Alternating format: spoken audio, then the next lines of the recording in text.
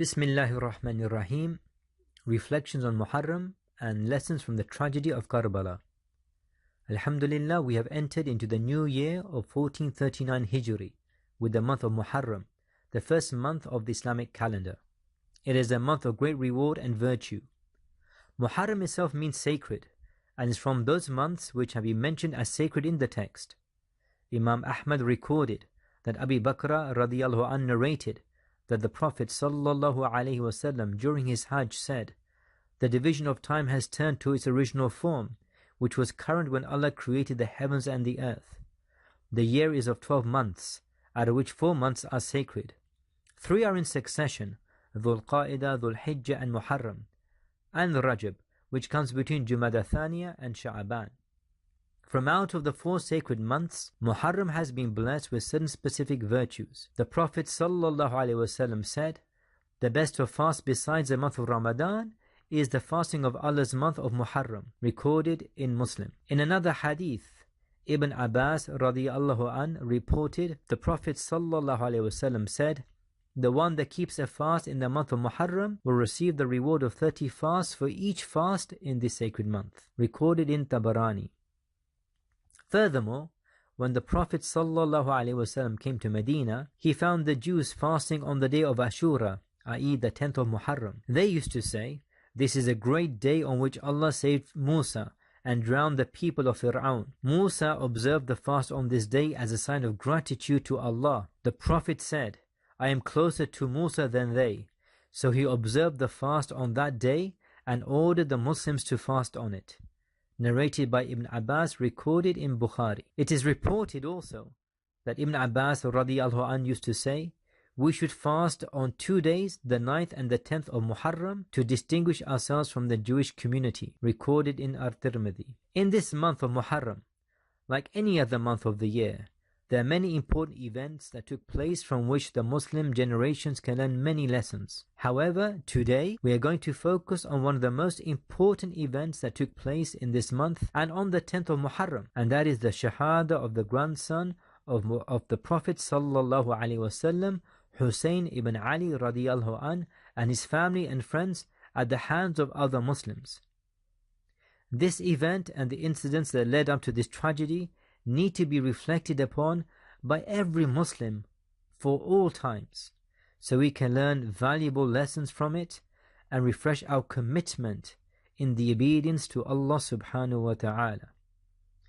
Let us start by reviewing the main events that was the root cause of the issue. Near the end of Muawiyah's reign as Khalifa, he opted for hereditary rule and took steps to introduce this into the mechanics of rulership and sought to place his son Yazid over the Khilafah. Historians like Ibn Kathir and Ibn al-Athir narrated that after his walis had failed to pledge the bay'ah, oath of allegiance, to Yazid in Hijaz, Muawiyah went there himself accompanied by the army and bearing lots of wealth. He summoned the prominent figures and said to them, "You have known my conduct towards you and my family ties with you.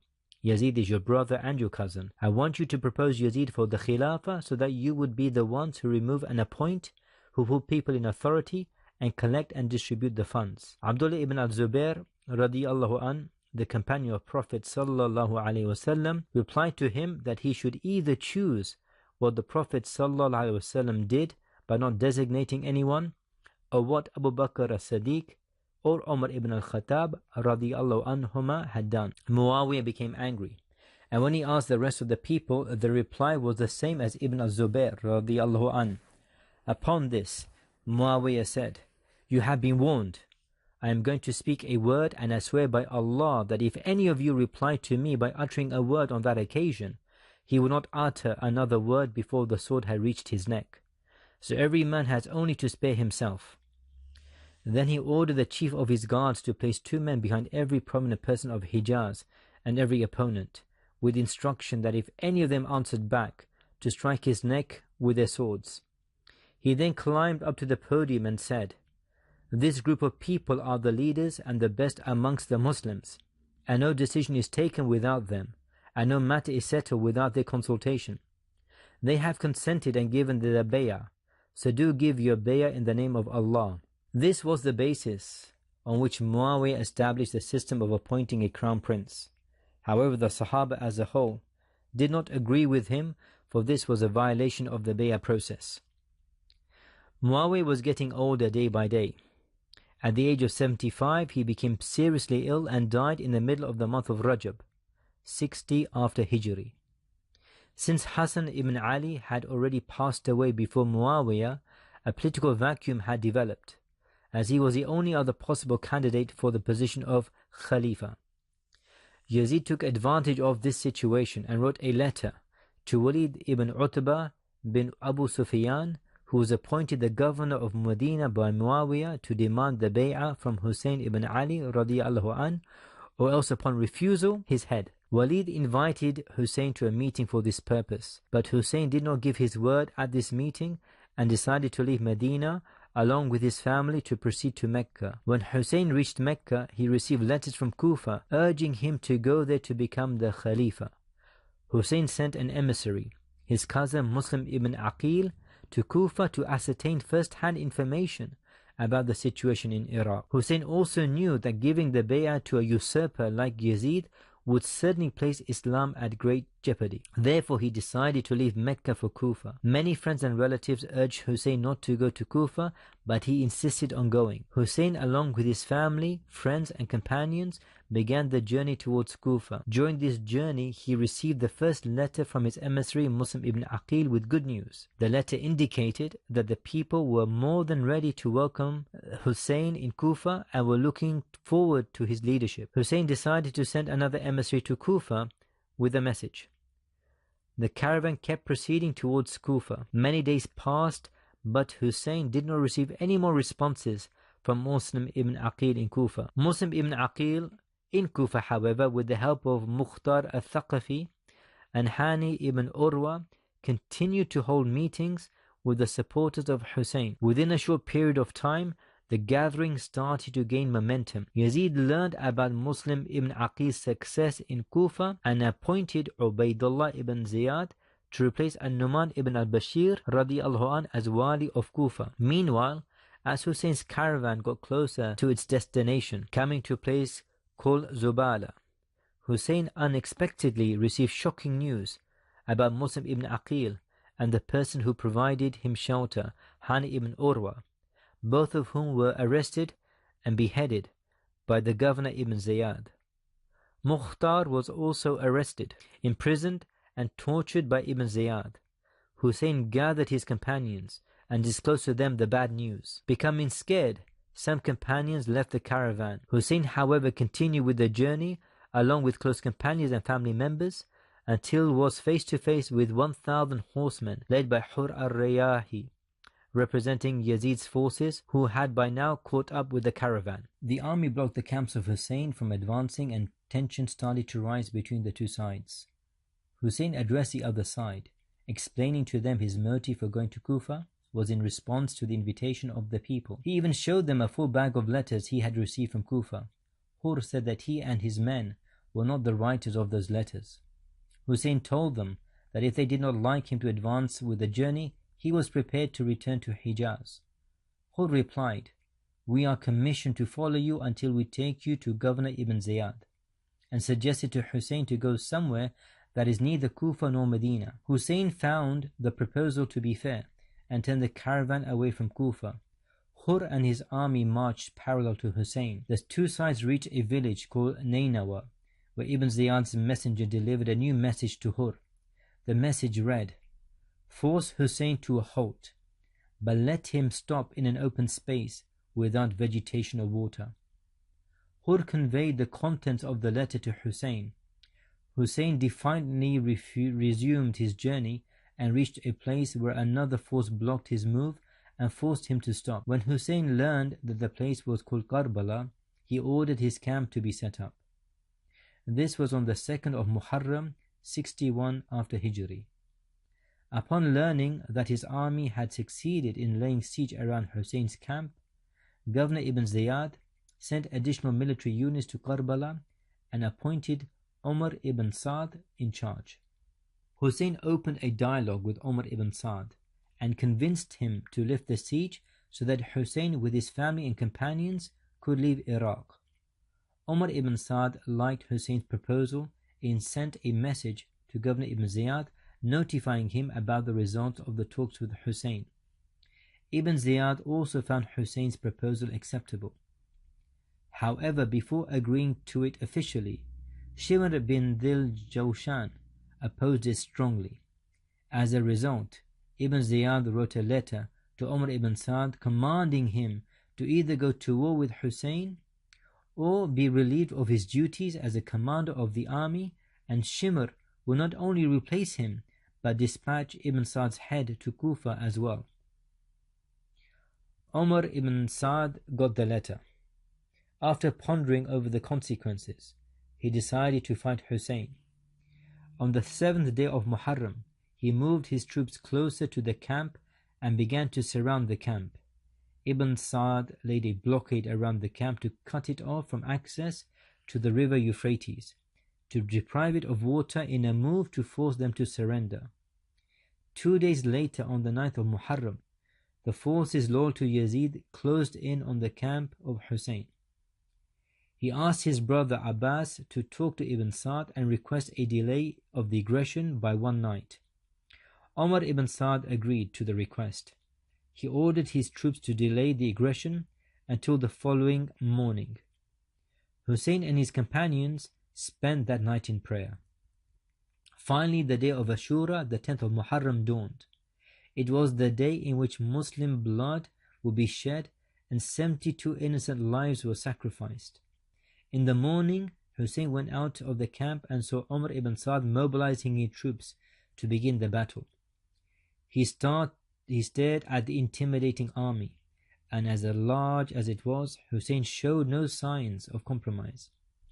Hussein raised his hands to Allah and said, "O Allah, it is you in whom I trust amid all grief. You are my hope amid all violence. You are my refuge and provision in everything that happens to me. How many grievances weaken the heart, leaving me with no means to handle them, during which friends desert me, and my enemy rejoice in it. I lay it before you and complain of it to you, because of my desire in you, you alone. You relieve me of it and remove it from me. You are the master of all grace, the essence of goodness, and the ultimate resort of all desire." Umar ibn Saad shot an arrow in the air to indicate the start of the battle. Hussein's supporters insisted on being the first to fight. They took the brunt of the enemy attack. The battle was ferocious. Within a short time, Hussein's supporters slew a large number of the opposing fighters, and apprehension and confusion arose in Ibn Saad's forces. The 72 people of Hussein's force were pitted against a 5,000-strong army. So worried and nervous did the opposing side become that the commander-in-chief ordered his army to set fire to the tents, which were occupied mostly by frightened women and children, and he reinforced his fighters with more troops. By noontime, Hussein stopped the fight to perform the salah. By this time, those left were mainly his family and a few supporters. They performed the salah together. 2 supporters were guarding the performers of the salah. When the salah finished, one of the guards fell dead. There were 17 arrows in his back. Ali Akbar, Hussein's son, obtained permission to fight and dashed towards the enemy. He engaged them in fierce combat, and he continued to move forward deep inside the enemy line. The opposing force eventually overpowered him, cutting him with swords and spears, and his body became nothing but wounds, gushing blood until death. Hussein rushed towards him and picked up the wounded limp body and brought it to his camp. His sister and others in the camp were horrified and shocked to see this. Abbas and 5 other brothers of Hussein went to fight next. They also engaged the opposing force fiercely in the fight. Abbas went towards the river to bring some water for the thirsty children. While he was returning on his horse with the water, he was attacked by a large horde of the opposing force, overwhelming and severely wounding him. As much as he tried, Abbas could not save the water, and he fell from his horse to breathe his last. Next to the battlefield went the sons of Hassan and Zainab, and their cousins, about 17 of them in total. They were all in their teens, but each fought bravely. By the afternoon, 70 people from the family and companions of Hussein had lost their lives in Karbala. All had fought under nerve-wracking conditions, severe thirst, dehydration, exhaustion, and agonizing feelings of what would happen to the family of the Prophet ﷺ afterwards. Hussein endured all of this and more, for he saw all his beloved ones killed, including children. Being the only one left, Hussein was to face the enemy head-on. Precisely at that moment, Hussein heard his baby crying incessantly, agonizing because of the thirst. Hussein's love for his family was unbound, especially for a suffering baby. He held the 6-month-old baby, his youngest son Ali Asghar, in his arms and appealed to the enemy fighters for some water for the baby. Hussein wanted to awaken the Islamic feelings, but the stone-hearted force of Ibn Sa'd had been corrupted by political intrigue, and instead of giving water, they fired an arrow towards the agonizing baby and killed it instantly. Hussein was shocked. He felt an unbearable wave of pain. He filled his palm with the blood of the baby and threw it upwards towards the sky, beseeching Allah, "O Allah, my Lord, my consolation is the fact that you in your majesty are witnessing what I am going through." Hussein was alone, one man against thousands. Thirdly, constantly accounting subordinates. Umar ibn al-Khattab was known to be strict when accounting the walis and the amils. He would even remove some of them on just a suspicion without conclusive evidence. He even used to remove a wali on the slightest doubt that did not even reach the level of suspicion. He was asked about this one day and he said, "It is easy to swap an emir for another so as to amend the people's affairs." Another lesson we learn from this is that the Khalifa must constantly inquire about the work of his walis and he should monitor them closely. The Khalifa should appoint someone who would check their state of affairs and carry out inspections. The Khalifa should also meet with all of them or some of them from time to time and listen to the complaints of the subjects against them. It has been confirmed that the Prophet ﷺ used to examine the walis when appointing them, as he did with Mu'adh ibn Jabal and Abu Musa al-Ash'ari radiyallahu anhuma. He used to explain to them how they should conduct their duties, as he did with Amr ibn Hazm radiyallahu an. It has also been confirmed that he ﷺ used to hold the walis to account, inspect their situation, and listen to news brought to him about them. He ﷺ used to ask the walis to account for the revenues and expenses they spent. Fourthly, wali should have restricted authority. Muawiyah was appointed wali over Syria and Iraq with general powers, i.e. a general wilaya.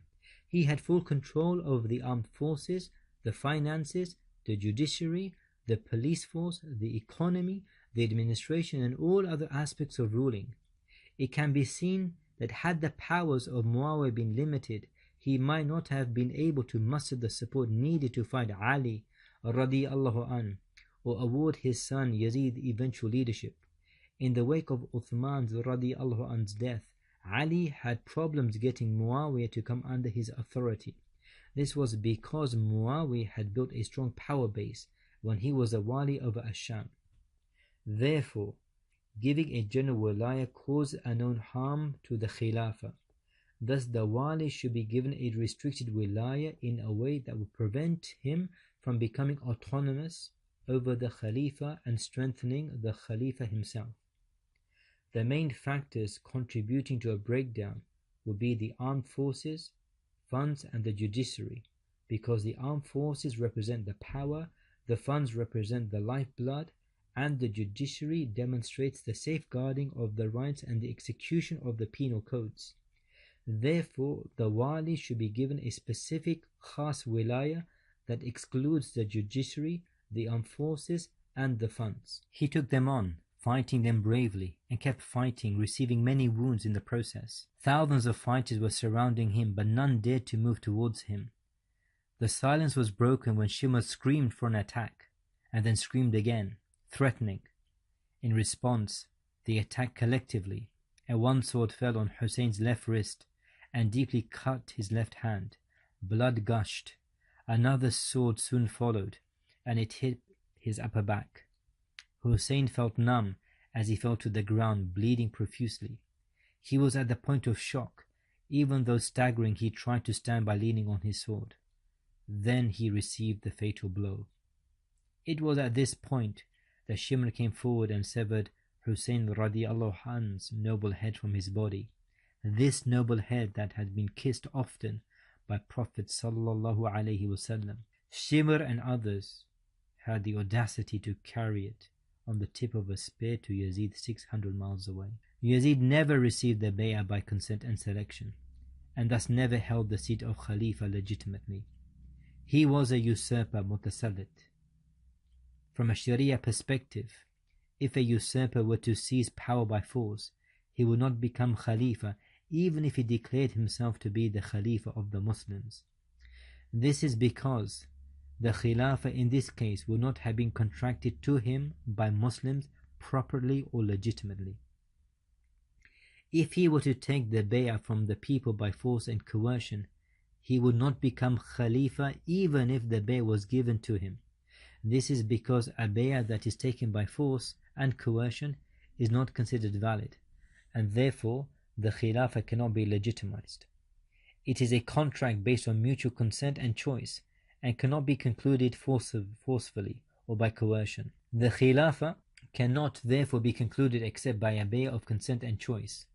However, if the usurper managed to convince the people that it would be in the interest of the Muslims to give him the bay'ah, and that the implementation of the Shura rules obliges them to give the bay'ah, and they were convinced of that and accepted it and then gave him the bay'ah by consent and free choice, he would only then become Khalifa from the moment that the bay'ah was given to him by consent and choice.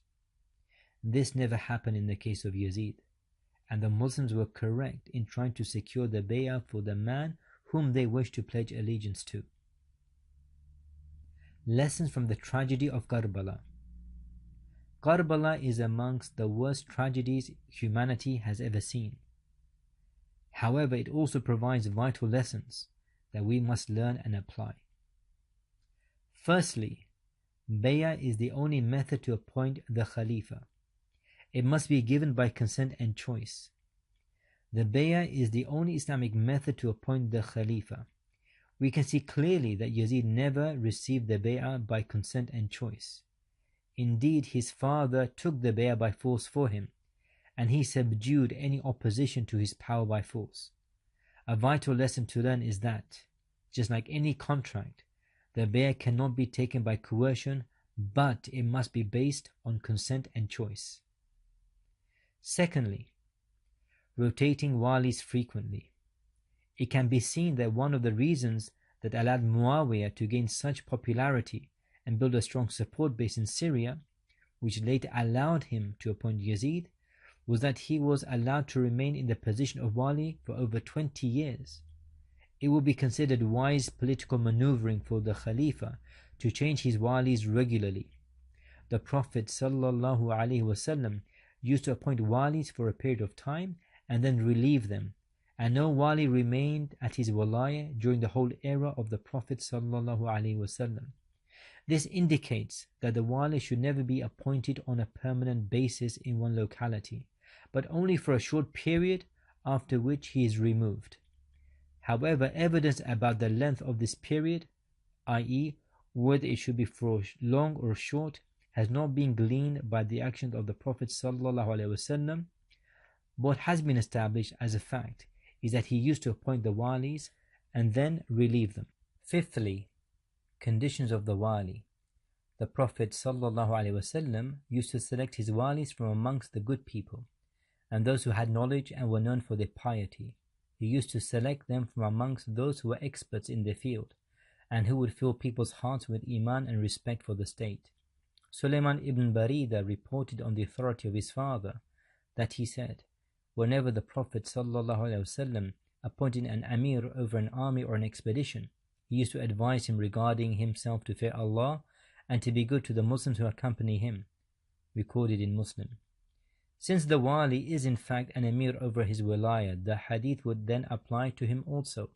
Appointing walis and rulers devoid of these qualities will lead to the problems mentioned earlier. Sixthly, the massacre of Karbala has highlighted the importance to Muslims to always stand steadfast in dealing with oppressive rulers. The rulers of the Muslim world today have not been appointed by the will of the Muslims, but imposed upon her. They are usurpers and have taken the authority away from the Ummah.